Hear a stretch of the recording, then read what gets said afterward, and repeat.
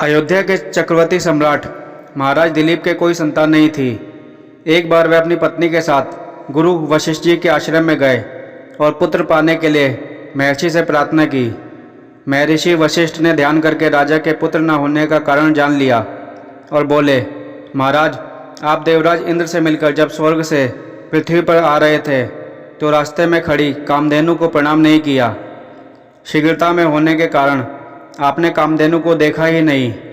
कामधेनु ने आपको श्राप दे दिया कि उनकी संतान की सेवा किए बिना आपको पुत्र नहीं होगा। महाराज दिलीप बोले, गुरुदेव, सभी गायें कामधेनु की ही संतान है। गौ सेवा तो बड़े पुण्य का काम है। मैं गायों की सेवा करूँगा। वशिष्ठ जी ने बताया, मेरे आश्रम में जो नंदिनी नाम की गाय है वह कामधेनु की ही पुत्री है। आप उसी की सेवा करें। महाराज दिलीप सवेरे ही नंदिनी के पीछे पीछे वन में गए। नंदिनी जब खड़ी होती तो वह खड़े रहते, वह जब चलती तो उसके पीछे चलते, उसके बैठने पर ही बैठते और उसके जल पी लेने के बाद ही जल पीते। वह उसके शरीर पर एक मक्खी तक बैठने नहीं देते थे। संध्या के समय जब नंदिनी आश्रम को लौटती तो उसके पीछे पीछे महाराज लौट आते। महारानी सुदक्षिणा उस गाय की सायकाल और प्रातःकाल पूजा करती थी। रात को उसके पास दीपक जलाती थी और महाराज गौशाला में गाय के पास भूमि पर ही सोते थे। इस प्रकार 1 महीने तक महाराज दिलीप ने बड़े परिश्रम और सावधानी से नंदिनी की सेवा की। जिस दिन महाराज को गौ सेवा करते 1 महीना पूरा हो रहा था, उस दिन वन में महाराज कुछ सुंदर पुष्पों को देखने लगे और इतने में नंदिनी आगे चली गई। 2-4 क्षण में ही उस गाय के डकराने की बड़ी करुण ध्वनि सुनाई पड़ी। महाराज जब दौड़कर वहां पहुंचे तो देखते हैं कि एक झरने के पास एक बड़ा भारी सिंह उस सुंदर गाय को दबाए बैठा है।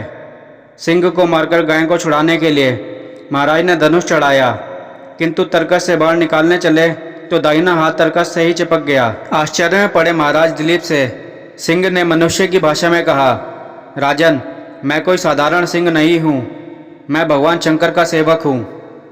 अब आप लौट जाइए। जिस काम के करने में अपना बस न चले उसे छोड़ देने में कोई दोष नहीं होता।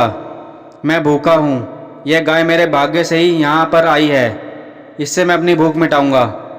महाराज दिलीप बड़ी नम्रता से बोले, आप भगवान शंकर के सेवक हैं, इसलिए मैं आपको प्रणाम करता हूँ। सत्पुरुषों के साथ बात करने तथा थोड़े क्षण भी साथ रहने से मित्रता हो जाती है।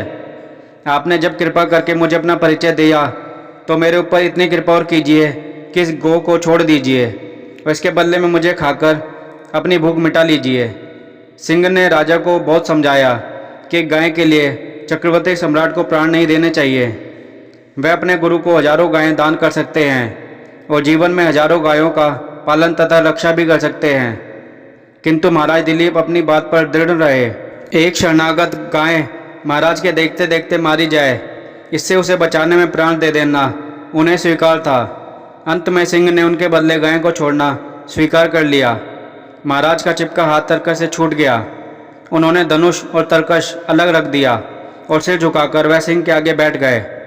महाराज दिलीप समझते थे कि अब सिंह उनके ऊपर कूदेगा और उन्हें फाड़कर खा जाएगा, परंतु उनके ऊपर आकाश से फूलों की वर्षा होने लगी।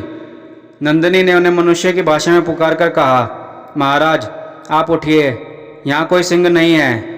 यह तो मैंने आपकी परीक्षा लेने के लिए माया दिखाई है।